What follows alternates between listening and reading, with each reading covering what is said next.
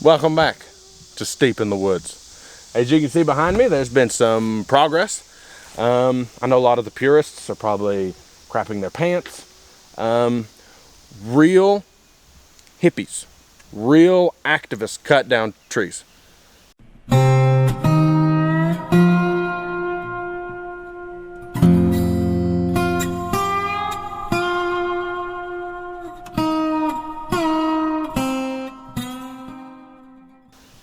You can only have so many. They wind up all getting sick.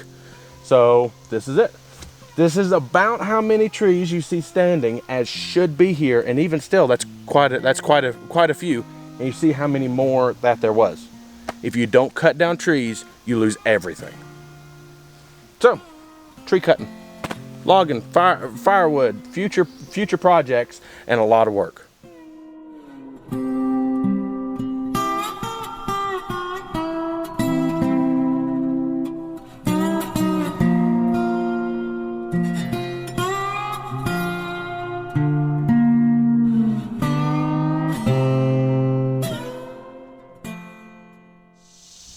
So we're here at the cabin.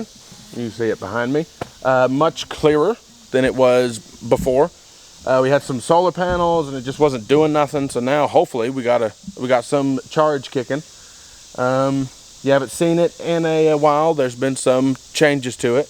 And actually under that blue tarp is an addition that isn't quite twice as big, but the cabin will end up being quite a lot bigger once that's finished. All right. Let's go. We got a comment about upgrades and things we've done since the first video. So come inside and I'll just show you. Well, Josh forgot the keys down in his car, which is way down there at Downhill Town. So I'm breaking into his cabin, popping the pins out of the hinges.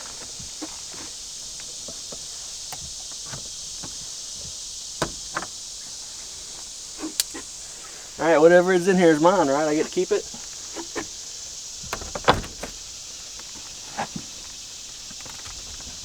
What? Oh, man.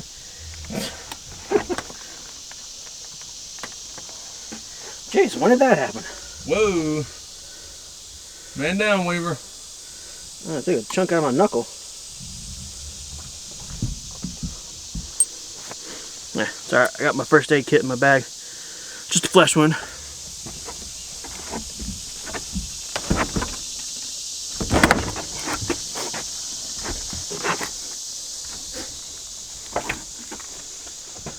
There we go. Welcome to the cabin. Alright, all good now. I got me a little band-aid on my boo-boo. That's why you always take a first aid kit with you wherever you go. Because if you're trying to break into a cabin using a pocket knife to pop hinges off, you know, you're probably going to cut yourself. Cut yourself real bad. All right, you're standing in the doorway on the front porch. And then, as you see, or come in, I don't know how this is going to work. Got two chairs here. Some little, I made these little candle holders for setting the mood if you want to. We also got solar lights. I just cut down the trees so the batteries haven't charged yet. But I put a charge on them, you know, whenever we brought them up, and everything works. We're just going to wait until a little bit later today to try it. All right, and then this one is the kitchen office. A lot of this, so first off, I look at this more as a piece of art than necessarily super functional. So having said that, a lot of the furniture things and things that I did are kind of sentimental, scavenged, old. So we got a little kitchen counter here. The top board there is cedar that actually came from a piece of furniture that my dad made that we couldn't keep because it was massive. So I took a board from it, and that's our counter. In the corner is our solar box. Over there is a light switch for the outside floodlights. And then over here we have the office area. Obviously it's cluttered. This was a piece of furniture that was my grandmother's. You can see it's being held up by old tobacco sticks. That's also, this is a drawer out of a piece of furniture that was my grandmother's. And this is an old chair from the 40s that we've held on to and kept. That's a World War II chair. Just things, you know, like I say, a lot of it is, this may sound cheesy, but kind of art for me. So that's a solar box. We got a little propane stove there. We got some soup in case you know we get stuck up here. Silverware. 10 minutes. Yep. We got some milk. That's you know, on the back side of this, since only the front is finished, I left the back side open on purpose. It doubles as storage. So you know, you got something here. I thought about putting more 2x3s there, and so over there's your box milk. You gotta have that. So yeah, what is this? What is the point of this? What is, you know? We're not living here. This isn't my home. This isn't intended to be a home. My thought process, right? We got all of this land, and all I want to do is be here. I don't have a lot of money, so it had to be cheap. And there had to be a place out of the weather for me and my family. The first thing that comes to your mind is a tent. Tents blow. Tents are terrible. This is my tent. This is my version of a tent. It was cheap. It gets us out of the weather. It's not a home. Not trying to sugarcoat and pretend that I live here. It's a place to come and to stay and to enjoy. It's not a long-term thing. It's like a one-night deal. That's what this is. Now, on the flip side, it's a short-term solution to spending the night. The upside of not getting a tent, other than they're terrible, is that this will always be here. We built it to last. So if anyone wants to come up, if Sam wants to come up, if a family member wants to come up, we're going to build a small house. We're not necessarily tiny house people, but we don't have a lot of money. So we'll build something small and nice. And a lot of people don't dig that. I want this place to be accessible for anybody who wants to come up. But I don't necessarily want them in my house. Not, you know what I mean? So this will be a guest house. This is a place where people can come up and they can stay, and they're not in my backyard. If they want to come up and have, I don't want to say a spiritual moment, but if they just want to enjoy the woods, that's why the woods are here. That's why I bought it. I bought it for the enjoyment of it. And people can come up, and they don't have to necessarily be in my backyard. I don't have to entertain them. They can come here, they can stay here, and they can come say hey if they want to. So that's what this is. This is a permanent tent. It's a tent for guys who rock. I'm going to build an addition. Obviously, if you'll notice, it's kind of small. The blow-up mattress takes up most of the living room. So I'm going to put an addition for a mattress. It's just going to be a bedroom. And then my wife actually wants a porch off of the back.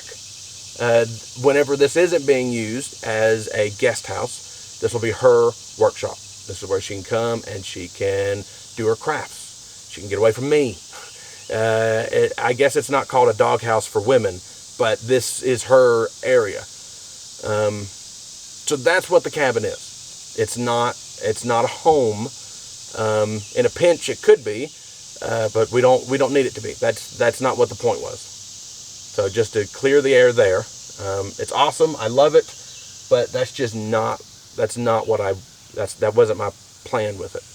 It's not supposed to be that. So what has changed? The last video that we did was just putting it together. There was paint, obviously the windows were here, the front porch. What I've done since then, obviously, is make it a little bit more homey. We added some shelves, cooking area, necessities, sort of. I mean, you can squat in an empty field and make some food, but a counter is nice. So we did all the stuff on the inside. There's also solar. There's a solar light in each room, and then there's actually floodlights on all 4 sides of the cabin. That's for, obviously there's an outhouse. That's for my wife. You turn on the floodlights, you go use the bathroom.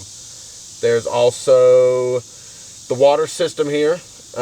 This is not drinking water. It's not intended to be drinking water. It's just what we do, or what we will do, is it's liquid. It's water. When we come up here, we dose it with bleach, and that is it's non-potable water. It's for rinsing your hands. It's for if you get muddy.